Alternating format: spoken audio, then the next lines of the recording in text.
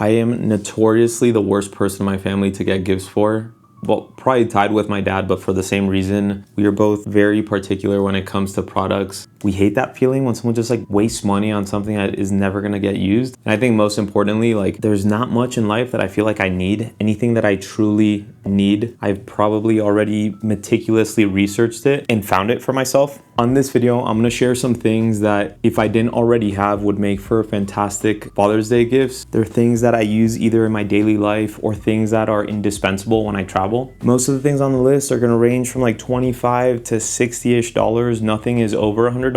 And I've intentionally chosen things that I think most guys will either not have already or they'll have a much cheaper, less thoughtfully designed version of the ones that I'm gonna be talking about. So let's get into it.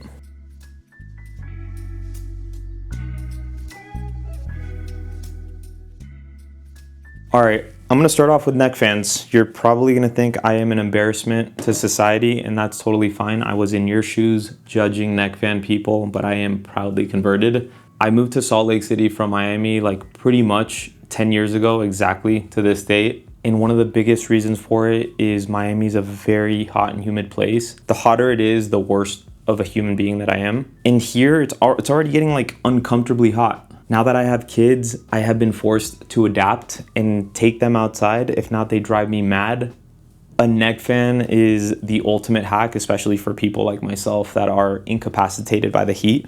Now, Jisulife, they are like the neck fan brand. They have a bunch of different options. I would say that the safer choice, like their standard neck fan, which they have the new generation of this one now, it's like $33. It's the perfect gateway drug. Doesn't look as intense. It's not as bulky as this one, and it is amazing. I'm gonna be focused more on the Ultra version because what's likely gonna happen is that you're gonna get them this one. They're gonna realize like, what have I been doing my whole life? Why haven't I embraced the neck fan life? And then they're gonna realize, oh, there's something even better than this.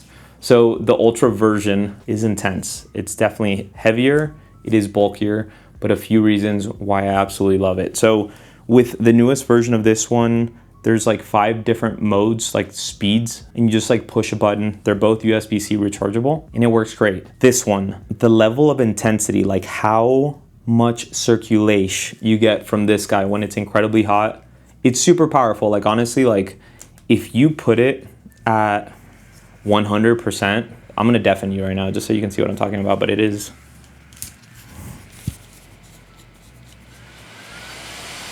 Like, oh, that feels good. Give me a second.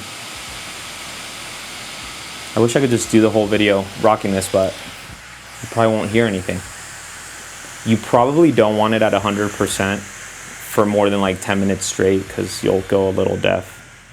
But a few things I love about this one. You can micro adjust to the exact percentage that you want strength-wise. It tells you exactly how much battery you have left. It has kind of like a clamp design, so it's a lot more secure around your neck. And then the battery life is insane. We literally went on a 3-hour kayak ride last week in Idaho. Got back, mind you, I had this thing the whole time. There are many times where I had it like in the 90s. Got back, was sitting by a pool with the kids, hour-ish, got in the car was really hot, had it on for 30 minutes.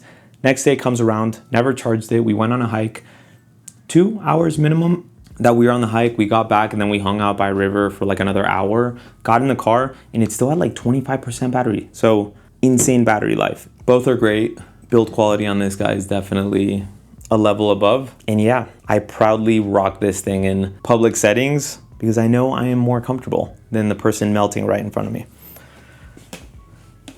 Second thing I want to talk about is the bellroy key cover. Now, I had the original one. I've had it for about 9 years, and it wasn't until about 1.5 years ago that it finally gave in on me, and that one was fully leather. The newer ones are vegan leather. And by the way, bellroy just kills it with their colors. So there's so many fantastic colors. This is the Everglade one, but as someone that hates the feeling of jangly keys, this is just such a simple, elegant solution for that. I really only carry 2 keys, one of which I actually use. The other one's an in case. We get locked up. Yeah, I really don't even know I have the second key, but their standard size, I think, fits up to 3 keys, and then they have a bigger one for anyone that carries a lot of keys with them. And then it's super simple. It's just like a little magnetic flap. It sits flush, really compact.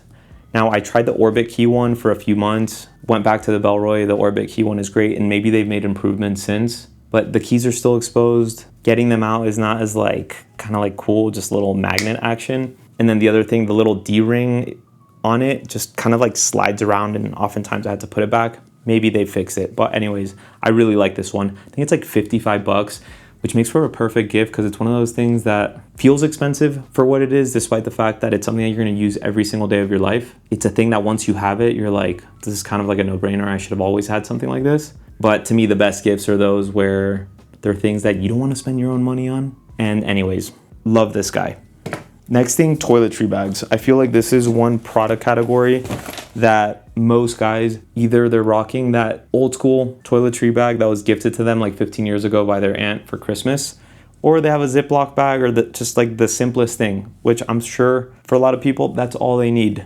But having like a nice toiletry bag is one of those like meaningful upgrades that when you travel, you get to your destination, you plop it down, you got all your hygiene stuff nice and organized, you enjoy interacting with it. I'm all for having a nice toiletry bag. Now, I'm gonna talk about two. They're from Air. This is the Travel Kit 2, and then this is the Dop Kit 3. The ones that you're looking at right now, this is the Ultra version, and this is the X-Pack. I'll talk about the fabrics towards the end. When I did my Dop Kit roundup, and I talk about a number of different Dop Kits, toiletry bags, I share why the Dop Kit 3 is currently, and still is, my preferred Dop Kit, which I'll explain now. With that being said, I still think that the Travel Kit 2 is, for most guys, probably gonna be the better choice. One of the biggest reasons is because it's bigger, it's more spacious, more pockets, like a bit more organization. And most importantly, like my travel toiletries have all been pretty optimized to take up as little space as possible and to be as travel friendly as possible. I think most guys, they'll have a regular size deodorant, they'll throw a big tube of toothpaste, all of those things, which is totally fine. And in that scenario, I think you'll probably be better off with this one. The other thing worth calling out that I think makes this one more versatile in many ways is that unlike the Dop Kit 3, you get a little hook here, which can be concealed when you're not using it. But I think we've all been in situations where you're sharing a sink with your significant other. There's limited countertop space, where it's one of those like weird sinks with no countertops, which is just like serial killer stuff. And so being able to hook your toiletry bag is definitely like a nice value add. I wish this one had it. With that being said, beyond the size difference and the fact that I feel like there's a lot of unused volume in this bag, so I'm carrying unnecessary bulk. The other reason why I prefer the Dop Kit 3 is because the access style of the Travel Kit 2 is designed more for when it's in hanging mode than when you have to plop it on the countertop. So you can either plop it like this, like up against the wall, when you have it down like this, or if not, it's gonna just like fully open up. So it just takes up more countertop space, but then getting into your things, not as easy. Not to mention that one pocket here in the front and then the pocket in the back aren't really accessible either like this. And then when it's hooked, hanging, it's not super comfortable to get into those pockets. Whereas this guy, you don't have the hanging ability. Right now it's empty, so it's gonna flop over, but once it has weight from the things that I put into it, it just kind of tacos like this and everything is easily accessible. Because it's standing, it also feels more secure versus when it's like this, you know, you're grabbing stuff, it's just kind of like swinging around. But I'm crazy. Now, TLDR, the person you're gifting this for is not super minimal. They carry bulkier things in their toiletry bag. I guarantee you this is gonna be like amazing in a vacuum. If this didn't exist, this would be still a phenomenal option. And for anyone that's like more minimal with what they carry, this is a great option just so you can see them side by side. There's not like a big like weight difference, and this one's packed out and this one is not, but they're both about the same width. But yeah, this one's a bit taller, and I just feel like a lot of that vertical volume is just empty for me because I'm not putting like taller things in there. All right, next, let's talk about this guy, the Lochby Field Journal Mini. I was a pretty voracious journaler up until like 10 years ago. Not quite sure why I stopped, but like kind of recently I was like in the garage looking for something in one of my old boxes, and I found one of my journals, and like me and my wife were just like sitting in bed, like reading like the thoughts that were going on in my head at the time, like my worries, aspirations, all of that good stuff. And it was really interesting to reflect upon it.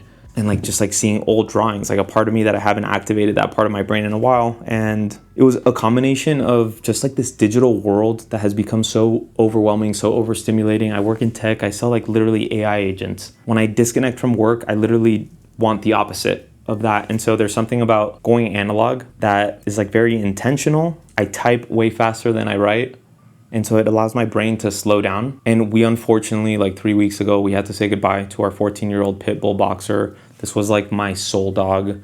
It was just like unimaginably painful. Anyone that's gone through something like that, you know, as grateful as we are for the life that we got to live with her, I mean, saying goodbye there's never enough time with them. And just like going through all of those intense emotions, I felt like I needed something to channel that energy. And it just felt like the perfect opportunity for me to like get back into journaling. And so didn't take much research to decide on this guy because I've heard of lochby for some time. And if you've watched the channel, you know, wax canvas is like my favorite thing on earth.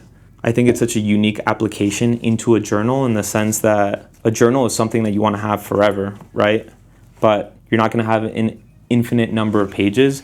So for a lot of people in the world, they're just like taking field notes or something like it with them, which is great. It doesn't take up a lot of space. It comes with a booklet, the same exact dimensions as a field note in here. You can fit, I believe, like up to 3 of these guys, but you get a little bit of organization. So I've got the microns, getting back into the whole sketching thing. Got a pen in the elastic loop here. You have a few other like smaller sleeves here as well as in the back.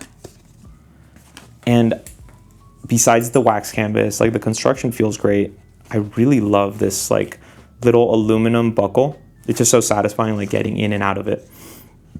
And the beauty of having something like a journal, even though it's a little bit bulkier than just carrying a field note, of course, well, significantly bulkier, is just that you can set up anywhere, right? And just draw. Whereas like with something like a field note, I feel like I want a little bit more structure behind it so I can get in there. But anyways, sometimes all you need is a nice wax canvas journal to tap back into that part of your brain. All right, next, let's talk watch straps.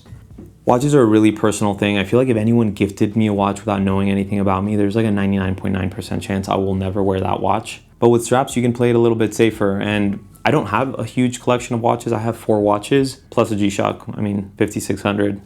That doesn't count. That's just like a must-have. But having a few straps to rotate between the watches, I don't have this like appetite for more watches. Whenever I want to spice it up, if anything, I get another strap. There's 2 straps in particular that I think could make for really good gifts depending on what they're into, but they're very functional and incredibly comfortable. Actually, the first one I'll talk about is this perlon strap from Crown & Buckle. It's like 22 bucks. And perlon, for anyone that doesn't know, it's a braided nylon. And the really cool thing about it is that it's incredibly thin. It has a very subtle amount of elasticity, but it also has good structure. I've had this guy for, man, like I want to say 3 years now, and it's still in fantastic shape. But what makes it so special is 1, there's no holes. You just simply stick the little buckle pin through any little hole where it's like braided in between. So it's infinitely adjustable, and it's so thin, it conforms so well around your wrist, and it's breathable. So it's by far the most comfortable strap that I own. Now, for anyone that has like a bulky watch, like a very bulky case, I don't think it suits it as well, but a slimmer case like this, like the Max Bill, they go hand in hand. Now, from what I've gathered, the best quality perlon straps are from a company called Ulit. They're out of Germany, and they're not even much more expensive. They're like $35. I want to get one of those eventually. The main reason why I went with this one is because Ulit just does like solid colors. So I think they have like a navy, olive, black, etc. But the Crown & Buckle, they have this linen melange and a few other like multicolored designs that give it like a little bit more personality and more texture. The other one is from a company called Anchor Strap Company. And so this is their ribbed nylon, like MK2 or something. But what makes it really nice beyond the look, like I really like the ribbed nylon, is this deployant clasp mechanism. And so with most like ribbed nylon NATO watch straps, you have to put it on like this, like through the buckle. It's not a big deal, but having this clasp makes it so that like putting the watch on and taking it off is a lot easier. Now, this is definitely not the company that like started this. There's companies like Zulu Diver, Deluxe, Artem that have been doing this for a long time. But the thing is that they're very expensive. And while I would say the build quality of this is not to that level, it's still nice enough that unless someone's rocking like a $15,000 watch, this sits like towards the bottom. You don't really see it, and it still looks and feels nice. I think it's like around $60 or something like that. But when I take a shower, I'm not showering with something like this, and I feel like I end up using the watch a lot more when it's really easy to take it off and put it on. I guess let me just leave this guy on for the second half of the video. Okay, wallet. I guess two things here. Where's my phone? I honestly, in my day-to-day life, rarely use a wallet. I only use a wallet when I travel. My go-to is the Moft magnetic stand wallet. I'll throw the name on here because like where I live, all I need is my ID, my credit card, and 95% of the time I'm paying with Apple Pay regardless. I've been raw dogging phones with this setup since 2020. So it's been like 6 years, knock on wood, but I haven't cracked a phone yet. And if I do at this point, I'm like, that's fine, I did good. But I get that for a lot of people, that's maybe like too minimal for what they're carrying. A lot of dads are still like rocking their car insurance, health insurance cards. I mean, it's all digital now. But a wallet that I really like, despite the fact that I'm definitely more of a leather wallet kind of guy, is this Pioneer Carry Altitude billfold. I've been using it for a year and a half now. And so when I do travel and I'm like carrying cash and maybe like a few more cards that I want to have on me, this is with me. I usually always just like have it in my sling, and also like keep cash in my car just in case, you know, I go to like a Mexican stand that only accepts cash. But Pioneer Carry is one of my favorite brands. My favorite backpack is their Panda Pack, and one of the reasons why I love that bag so much is the in-house materials that they use. This is the 10XD fabric. They also make this wallet in the 3XD. I prefer the feel of the 10XD, but Pioneer Carry just makes these fabrics that are both highly technical, but they have this like luxurious natural hand feel to them. It's really hard to describe until you actually use one of them. So I really like it. This is the forest color. Oh. Okay, we're in it. And they have a few different ones that have more sleeves and wider, depending on what you're looking for. Now, to bring it back to keys, Alpaka has this hub mod ecosystem that they've developed that I've become a really big fan of. And essentially what it is these magnetic attachments, so you can attach them to keys. That's the main use case that I use it for, but they also have one for like hand sanitizer, key fobs, AirPods, sunglasses, you name it, right? And so the idea is for you to be able to like quickly access these things. And also when you get home, they have like a little strip that you can put it like by your entrance or whatever. I have it in my office door, so I'll throw like my keys on there. Nice, satisfying magnet action, always there. Of the attachments, I have a couple. The one that I have found to be the most versatile, the one that I use the most, is just the carabiner one. And like one of the things I love it for is, for example, like my motorcycle, I've got my backpack here. The carabiner will be like clipped on here. And so when I get somewhere, I can literally just like clip it on there, take the backpack off. Unless I'm gonna be like walking around and I'm like, don't wanna worry about someone like snagging it. It's super practical. I definitely kind of like hit that point of no return, and it definitely makes me feel more efficient and organized in my day-to-day life. Flashlight. So this wuben G5, this thing's like 22 bucks. I mean, this thing is insane. First of all, it's incredibly compact. It's like a Zippo lighter. So just having this in a sling, in a backpack, wherever you're going, it's not taking up any space or any weight. It's USB-C rechargeable, has a little magnet so you can stick it onto things, which I've used a lot. Given its size, the lumen output is like stronger than what you would need for most things. Like unless you're like searching for a fugitive in the wild, you can have fun with your kids. There's like different color modes, regular light, swiveling head, and a little clip, right? So you can clip it onto anything.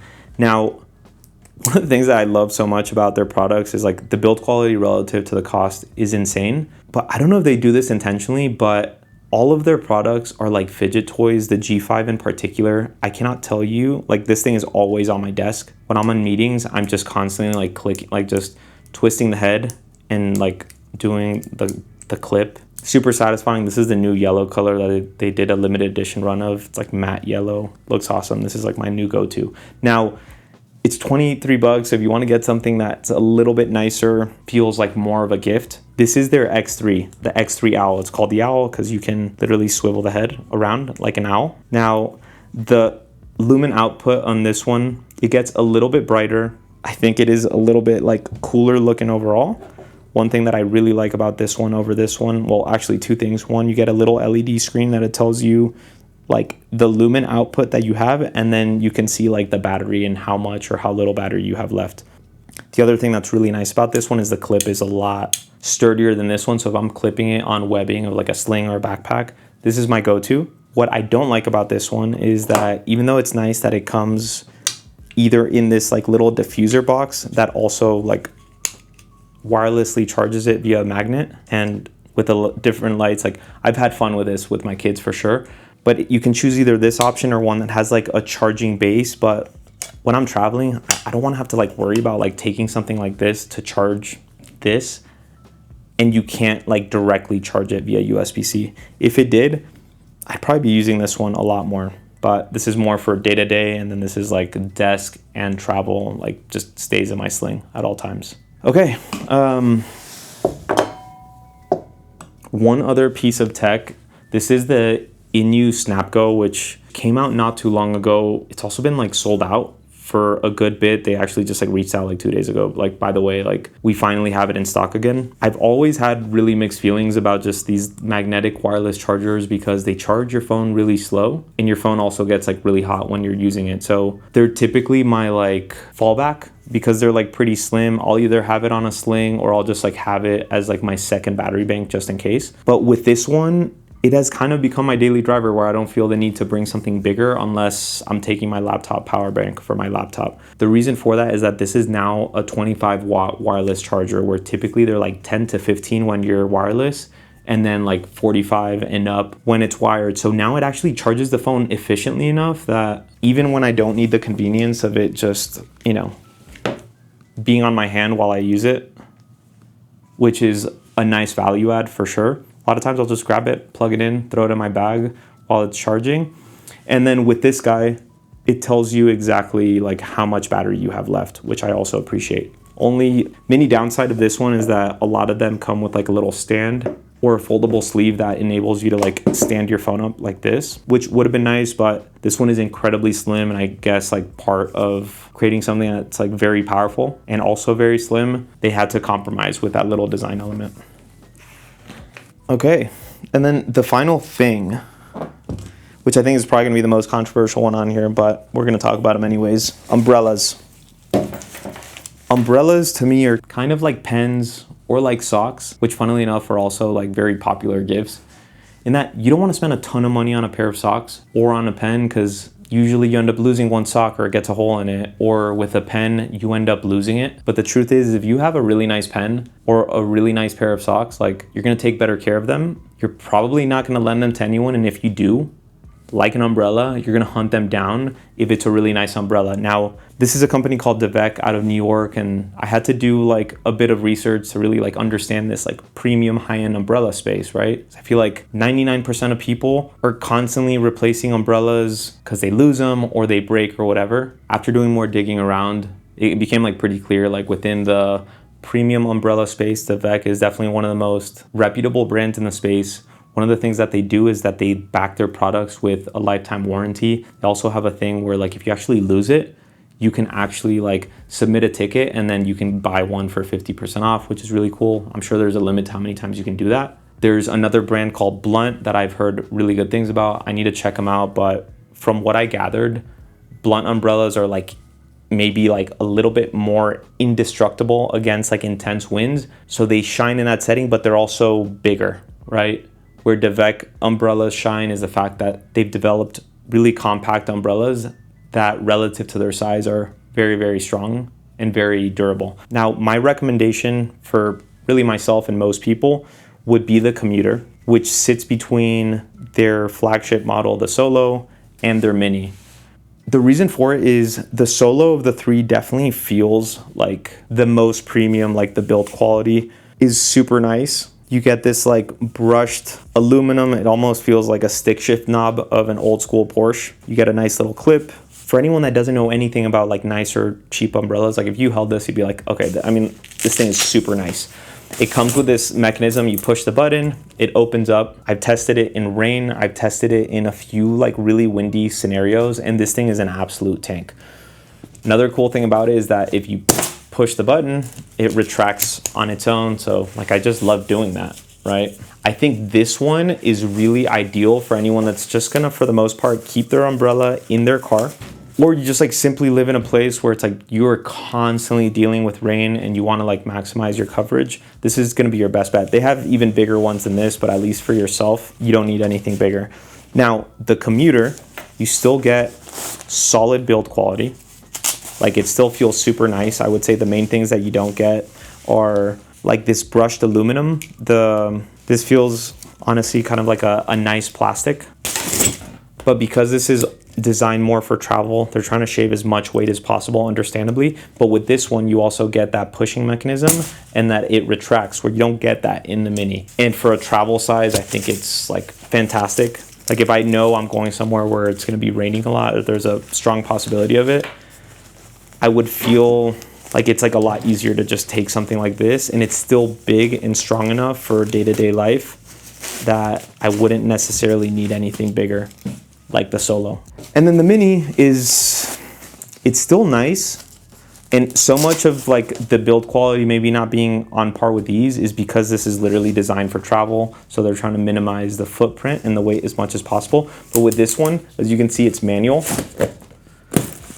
and out of all of them, this is one where I think if you were to put this in a bunch of random people's hands and you were to ask them like how much they think this umbrella is, you don't feel like the incremental jump in build quality than you do with these.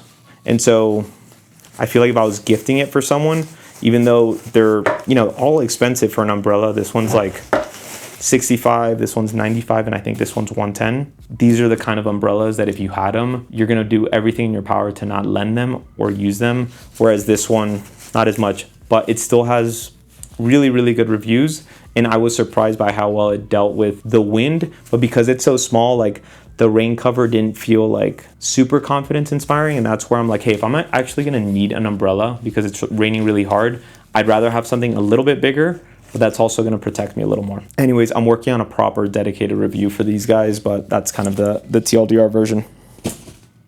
Telling you, no one wants to spend $100 on an umbrella for the most part, which makes it such a good gift in that sense. Beyond that, happy Father's Day to all the fathers out there. Happy Father's Day to you, Dad. Love you. Hopefully this list can be inspirational, that you can pick something out, you picky son of a gun. And yeah, I mean, in the end of the day, these are all physical products.